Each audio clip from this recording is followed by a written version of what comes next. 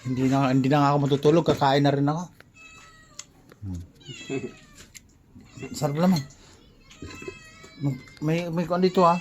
May ito pa oh. Hindi pa.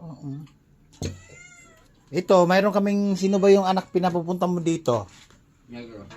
Hindi, si Negro, okay naman si Negro. Meron pang isa dito na kaibigan nito. Kaibigan niyo rin. Pangalan nun na ha? Siguro. Siguro yung bukod yun, okay naman yun eh. Kaya lang nalipat na ng tirahan dahil sa utang ng nanay niyan. Opo. Meron pa isa, pinapupunta dito. Na pinakain mo ng pinakain kung ano kinukuha. Bakit naman yung ganun? Ayaw ko naman ng ganun. Si Bokyo, di ba si Bokyo eh, makain din yun. Kaya lang ano ba kinukuha dito? Meron pa isa, anak si ano? Si Mercy ba yun? Anak ni Mercy ba? Si ano? Yung sinuntok yung amain ba? Pangalan nun?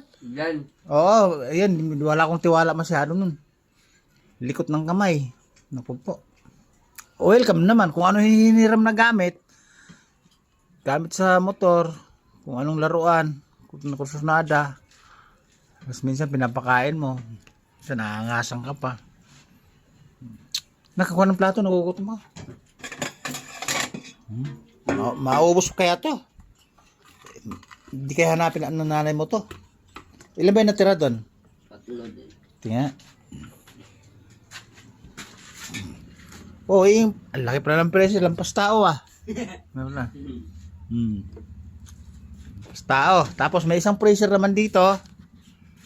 Puro gamit. Si Chiria. Tapos ito. Sasari, plato, mangkok, sandok. Hindi na nilagay yung gamit.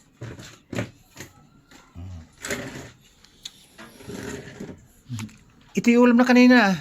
Ba't hindi naubos? May juice pa pala. Diba? Pag nagutom, kakain pag mayroon. Pero pag wala, nga. Pero pag maraming pagkain naman, sobrang nga kasi kakainin mo nga eh, di ba? Sarah nak. Ito pa na lang. Ano sasahan mo sarap nito? Ito. Hachos. Hachos oh. Hachos. Ketchup yung kinuan mo eh. Kaya hachos iba yan. O, di ba? Dito, basta pag mayroon, kung ano hingin niyo, ibibigay namin pag mayroon. Pero pag wala, nga. Lalo sa pagkain, tambak ang pagkain. Pag nagutom, kakain lang, hingi lang kayo, ganun lang. Pero pag wala.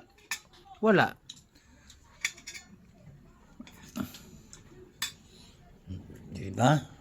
Ay, naka. Siyempre, marami din natutunan yung mga viewers pagka halimbawa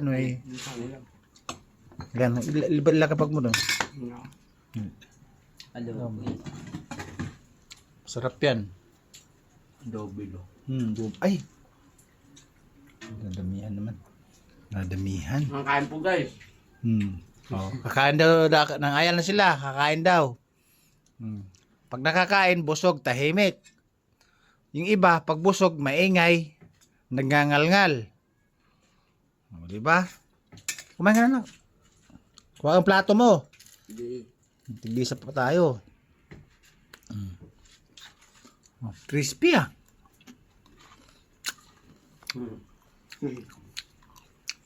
Yeah, man. Ito yung chicken siguro 45 days malambot ano. Yung gawa sa doktor. Ng mga scientist.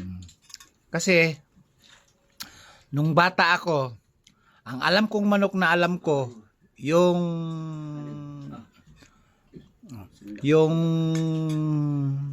native. Masarap sa tinola, masarap sa sinabawan. Pero ito, 45 days, malambot na siya, pwedeng prito, pwedeng iwan ko lang kung may nagkikilaw niyan. Wala pa siguro. Unang subo, akin. Yung susubo kanila.